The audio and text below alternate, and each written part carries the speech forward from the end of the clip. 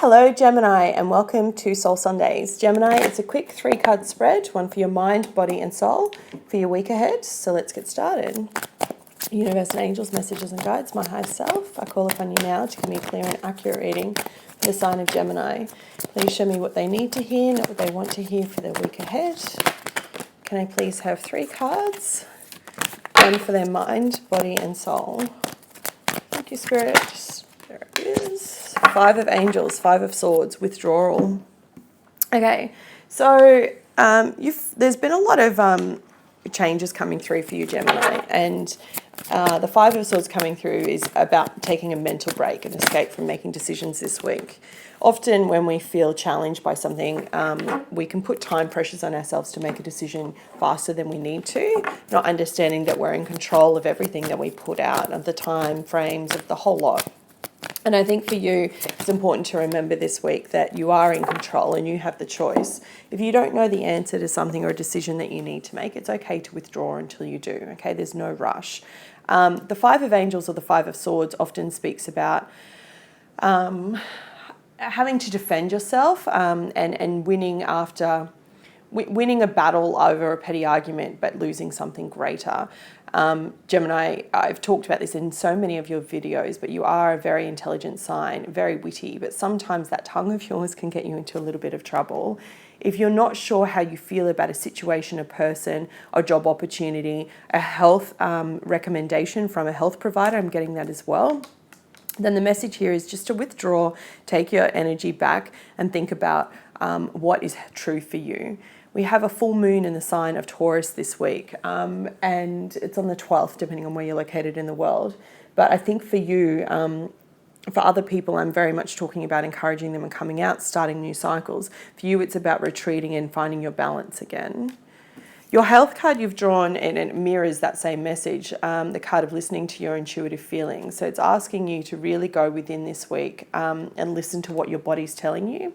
You know how if you tend to have a few big weekends in a row of celebration, like let's say you had a wedding and then you have something else and you're tired because you're not getting enough sleep, and you know you're tired and you know that you need to have a quiet night in and get to bed early, then it's time to start listening to that message, whatever your intuitive message is from your body. If your body's aching and it's been telling you that it's tight and you're clicking your neck and you've got those kind of muscle restrictions, because I'm getting a lot of neck stuff as well, then it's really important for you to go get a massage.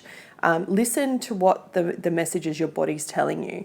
Now, I know that sounds wanky, okay, even for me to say, but we do get messages from our body all the time. Our body's going to always communicate to us what it needs, and it's our ability to actually listen to that. The headache that's actually a reflection, not of tension, but of dehydration, a lack of water. The weariness that we feel from the aches in our bodies sometimes could be a message of just, as I've mentioned to you before, not getting enough sleep. And I feel like because you've drawn such a mental swords energy card here, I feel like sleep is a big challenge for you this week too. So treat yourself, get a massage, listen to your body. You've drawn the card of alchemy or the alchemist for your spiritual message, your soul message this week. I like this card because it reminds us all that we have the power to control our life force of what we're putting out there to design the life that we want, right? But it's also talking to you about cycles, okay? If you have a look at the palm of the hand, it quite looks like a cycle or a star or something moving. And the literal meaning of the card says, life is perpetual movement, and yet life is also still. Life is change, and yet it is also unchanging. You are part of this moving stillness, changing and unchanging through time and eternity. Something is moving within a small part of you, and yet something is still within a moving part of you. Meditate on this, feel complete oneness in your being. So let me break that down for you, right?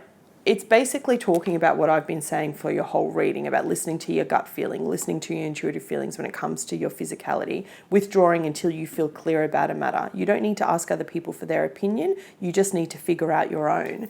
And so it's saying to you, this card really speaks about acknowledging an obstacle as just temporary, okay?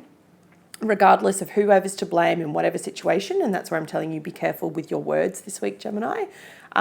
Just understand that it's all about cycles, right? People say things and do things in the heat of moment that they don't necessarily mean, including yourself.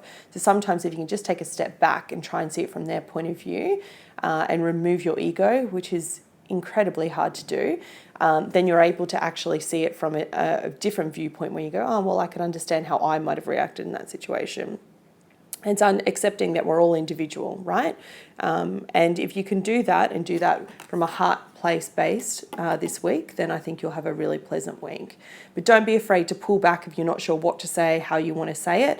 And if you are feeling or getting messages about your body, then act on them. All right, Gemini? I wish you a fantastic week ahead.